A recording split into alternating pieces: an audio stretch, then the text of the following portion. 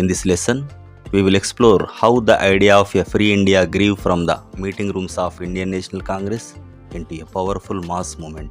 We will meet the first generation of leaders, understand their demands, and witness the critical turning point, the partition of Bengal, that changed the course of Indian history forever.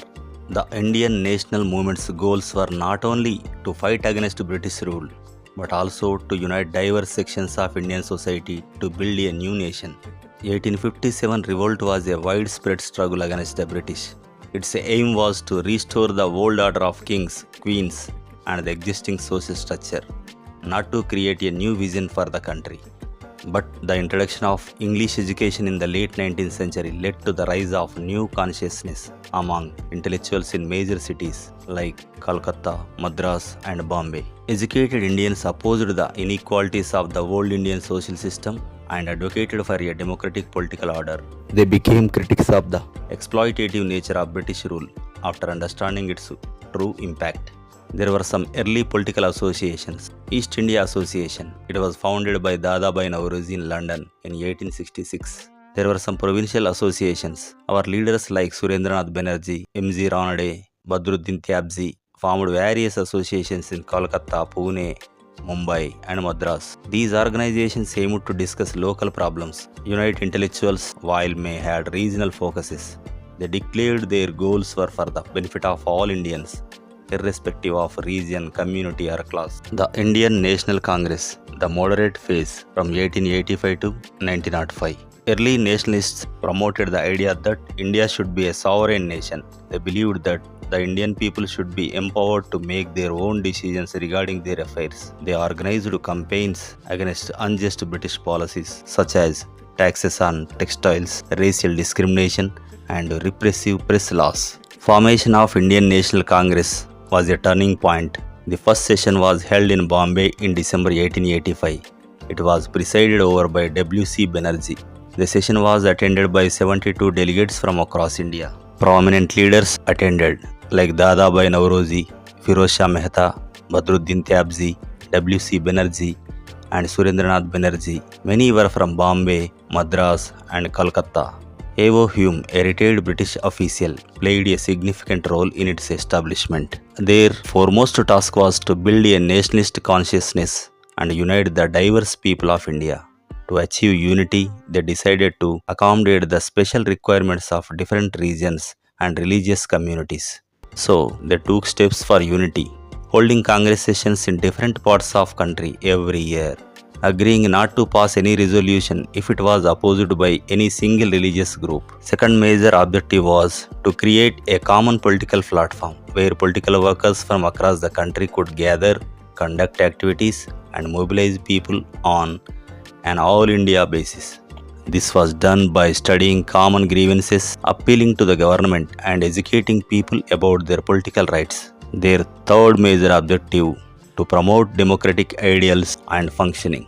The INC itself operated democratically, discussing issues and using voting to reach consensus. In its initial stage, the INC deliberately decided not to take up social reform issues, as it was felt they would divide the Indian people. The number of delegates grew rapidly from 436 in 1886 to thousands in subsequent years, indicating the Congress' increasing popularity. Sessions were held annually in different parts of the country. Early delegates were mostly professionals like lawyers, journalists, traders, industrialists, teachers, and landlords. Most came from higher social backgrounds. Female participation was very low. Kadambini Ganguly, the first woman graduate from Calcutta, is noted as one of the few women who attended. The leaders during this period are known as moderate nationalists. Their primary demand was to get a greater voice for Indians in the government and administration. They requested the British government to introduce a number of reforms to achieve this. Political demands of the moderates. They wanted the Imperial Legislative Council to be more representative and powerful. They asked for Indians to be placed in high-ranking government positions. A key demand was to hold the civil services examinations in India, not just in London. They pushed for the Indianization of the administration to end the monopoly of white Europeans in important jobs. Methods of the moderates. They believed the British would be just and fair if their demands were expressed properly. Their method of agitation involved newspapers, lectures, passing resolutions, and sending petitions. This is often summarized as a policy of pray, petition, and protest. While often unsuccessful in changing government policy, their work was crucial for shaping Indian public opinion. Economic critique of British rule. Leaders like Dadabhai Nauroji, R. Siddharth, and M.G. Ranade concluded that the British were draining India of its wealth, making the country poorer. They blamed British policies for poverty and famines, especially citing excessive land revenue and the export of grains.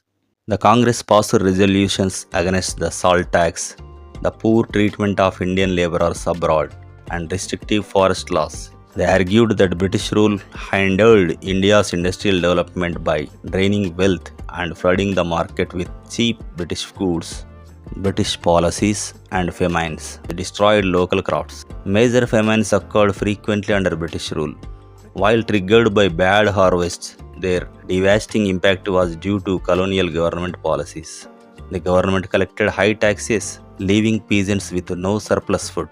During famines, the government did not intervene to control prices or supplies, which allowed traders to hoard food and raise prices, leading to millions of deaths.